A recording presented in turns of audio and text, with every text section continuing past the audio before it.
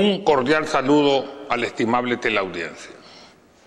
El miércoles 6 de mayo del 2009, antes de la toma presidencial, decía en un programa anterior de Aclarando Conceptos lo siguiente: Mauricio Funes, a la par del FMLN, se unieron simbióticamente. Ambos ganaron. El Frente no hubiera ganado sin Mauricio, pero tampoco Mauricio hubiera ganado sin el Frente. Esta unidad electoral provechosa tiene que continuar a la hora de gobernar.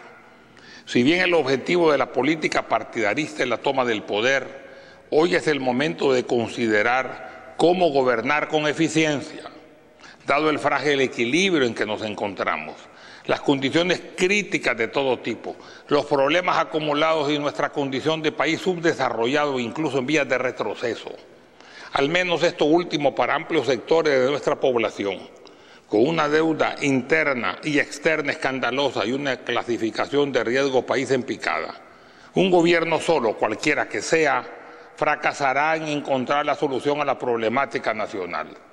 Solo con la colaboración de todos, desarrollando una visión conjunta y participando activamente y más allá del planteamiento político, podemos elaborar nuestro propio modelo exitoso de desarrollo sostenible, social y económico.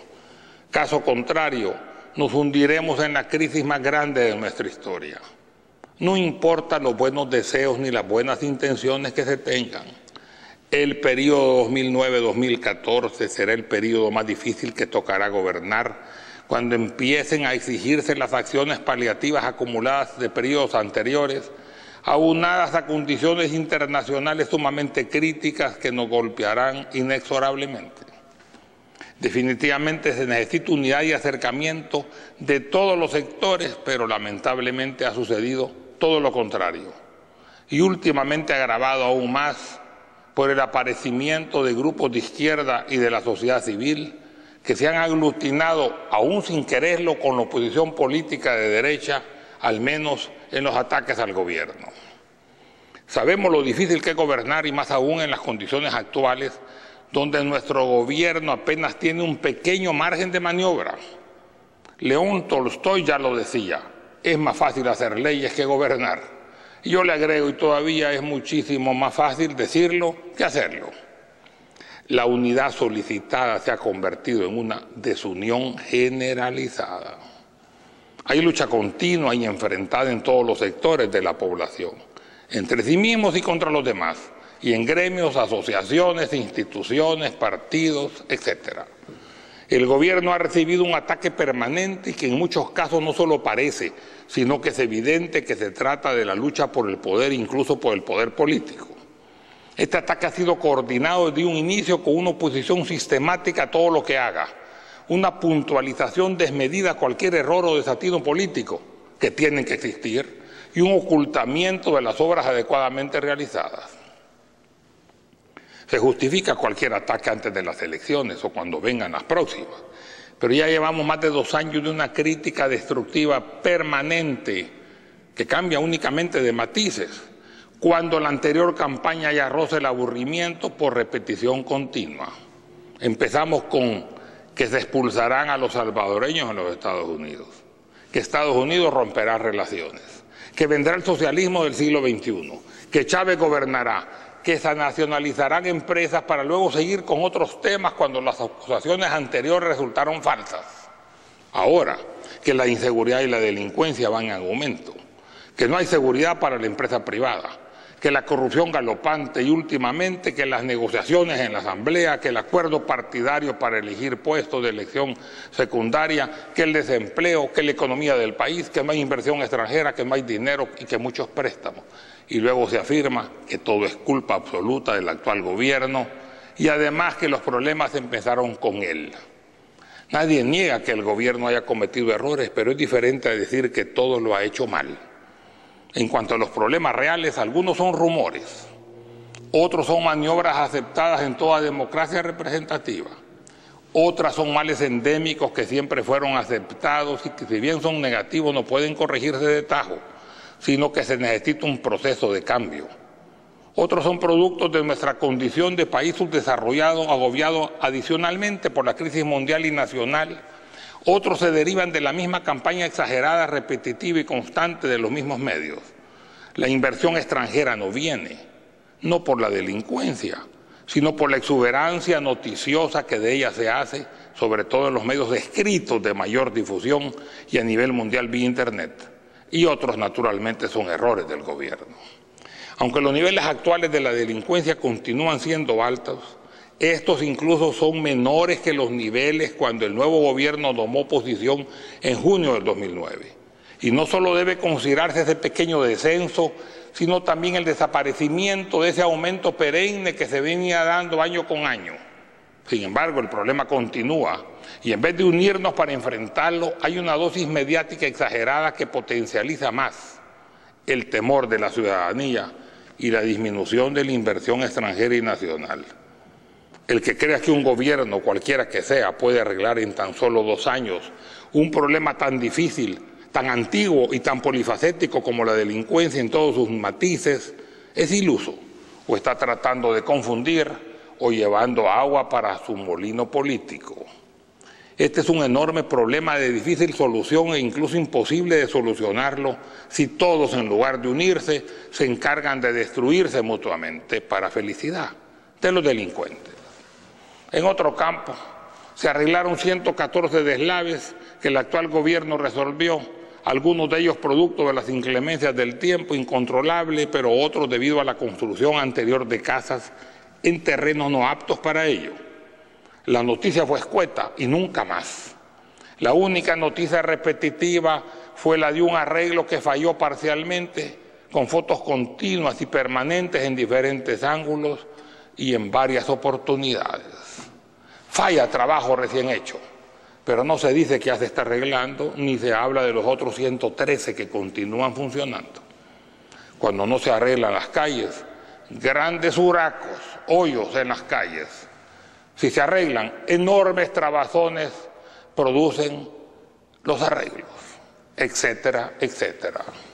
Alguien dijo por ahí, los políticos gobernando es como darle a un niño de 15 años una botella de licor y un carro, aunque nos parezca gracioso. ¿Y entonces quién va a gobernar?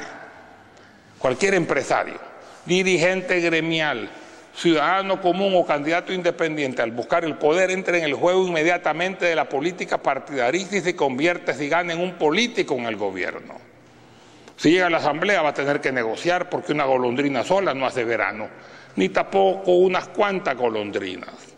Por mi parte, y lo he dicho en varias ocasiones y hoy lo voy a volver a repetir, no me interesa la política partidarista ni tampoco ando en la búsqueda de ir como candidato de un partido, como candidato independiente, ni tampoco aspiro a algún cargo de elección secundaria en el gobierno, no importa la insistencia de muchos de mis amigos de sitios de internet y de mis programas televisivos. Estoy bien así y sigo adelante. Y tampoco he pedido favores personales a ningún funcionario, tan solo he exigido justicia. Y en eso he sido incisivo y perseverante. Y como lo he dicho ya varias veces, pobre del empresario que necesite de los favores gubernamentales para progresar. Yo estoy acostumbrado a trabajar sin los gobiernos, con los gobiernos y contra los gobiernos, o mejor dicho, el gobierno en contra mía. Y aquí estamos, gracias a Dios, siempre exitosos. Si alguien quiere salir continuamente en los medios de mayor difusión y en forma destacada, deberá ser del grupo dominante o bien deberá atacar al gobierno. Antes era todo lo contrario. Me gusta hablar con claridad e independencia, por eso aquí estamos nuevamente en televisión.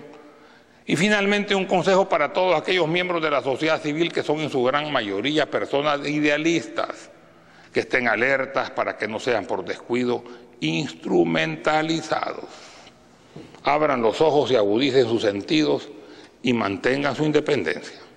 Como ejemplo, ahí hay un matutino que en sus editoriales siempre habla mal de la Universidad de El Salvador, olvidándose que es un baluarte de la educación en El Salvador, que ha producido y sigue produciendo brillantes profesionales y también que le da la oportunidad de progresar a jóvenes de escasos recursos económicos.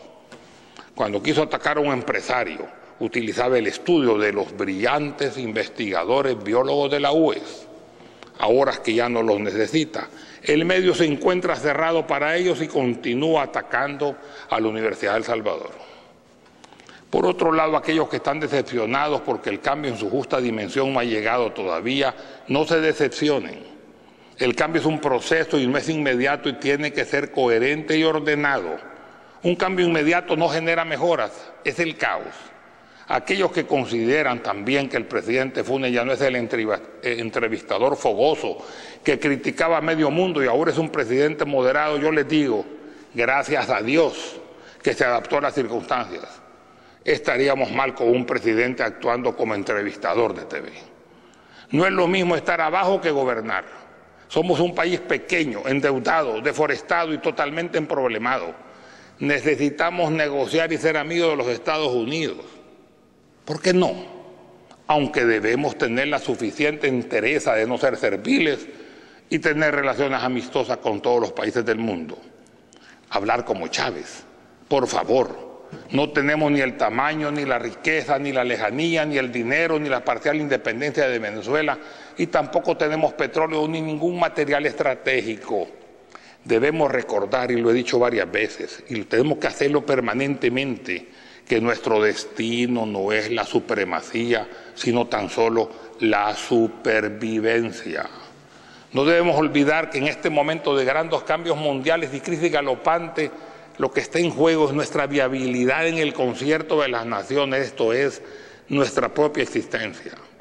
Todos, y en especial los que estamos en una posición privilegiada, tenemos que vivir la vida dividiéndonos por la verdad y el conocimiento, por la libertad y la justicia. Estamos mal porque no hay el suficiente entendimiento político.